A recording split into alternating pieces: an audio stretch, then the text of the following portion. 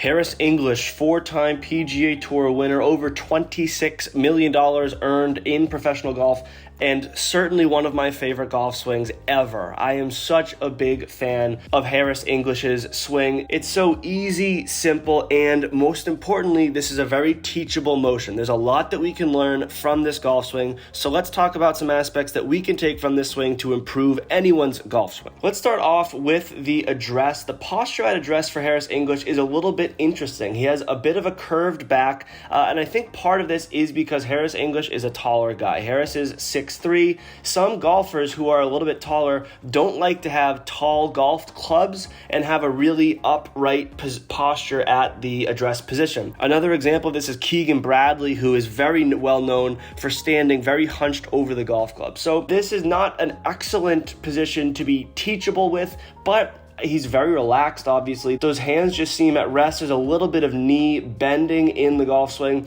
Nothing wrong with it. It obviously works very well for Harris, but it's important to note that having this much of a curved back isn't necessarily something that's teachable. Ideally, we want to see those shoulders a little bit further back and a little bit more spinal tilt, standing a little bit more upright. But for Harris, this obviously works, so no problem with that.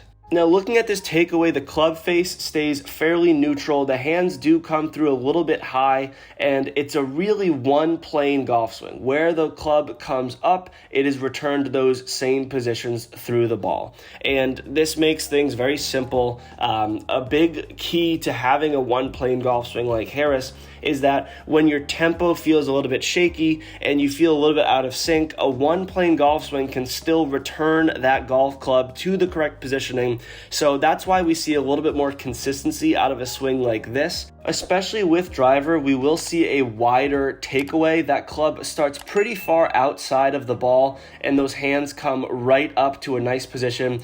The wider takeaway is especially helpful for a lot of golfers with driver, because when you get a little bit quick with the driver, when you really want to hit a long drive, you're going to take the club back fast, and your wrists are going to get that club inside of the ball, and you're going to have a very narrow takeaway. And intrinsically, when you have that narrow takeaway, your first instinct is to uncoil, and what happens with that is you're going to come over the top. That trail elbow for a right-handed golfer, your right elbow, is going to come detached from the body. Your club's going to come across the ball and create kind of a wicked slice. So a great way to work away from that slice, and if you at home are slicing your driver, trying to have a little bit of a wider takeaway like we can see in this video can be really helpful for turning that slice into a baby fade or even a straighter draw ball flight. One thing that is pretty interesting about Harris's golf swing is that it's not a very long takeaway. He's gone on record to say when he has a long backswing and he can really get that club far back, he loses a lot of accuracy. And that's a very common thing for a lot of amateurs. A lot of golfers want to really lengthen that backswing and have this big rotation,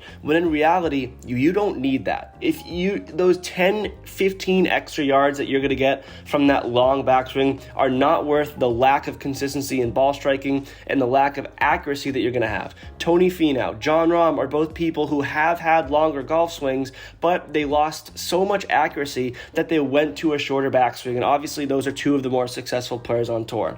So learn from Harris, watch this swing. It's not a short backswing by any stretch of the imagination, but there isn't a great deal of length that puts his accuracy in jeopardy. Now let's talk about tempo, which is probably my favorite part of Harris's swing. When I've watched him on television playing hitting some 280-yard drives or hitting a 5-iron 210, it seems like he is barely even trying, which is part of the beauty of Harris's golf swing. I think in that regard, in the regard of tempo, there are certainly some similarities to Fred Couples or Ernie Els, in this simply being one of the best tempos on the PGA Tour. Making sure that you're not rushed, making sure that you can stay in sync and getting your body in the correct positions at address, through transition, and through impact is much easier to do when you're not rushed. Harris also has a fairly notable follow-through. He really utilizes his upper body because that backswing isn't too long. That upper body really creates a lot of the speed as he unwinds and brings that left arm down through impact.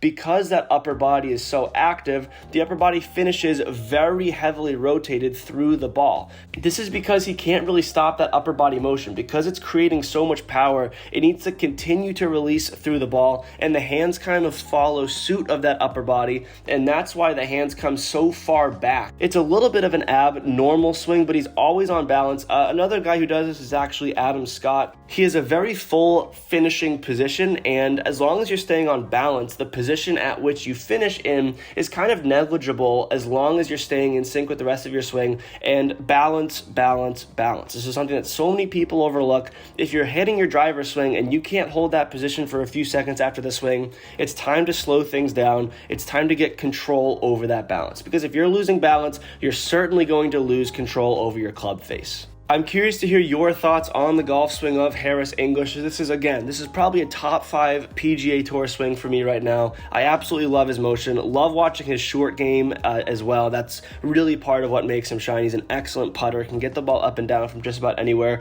But if you have any comments on things that I failed to mention or any questions on things that I did mention, please leave them in the comment section down below. As always, thank you all very much for watching. Play well and take care.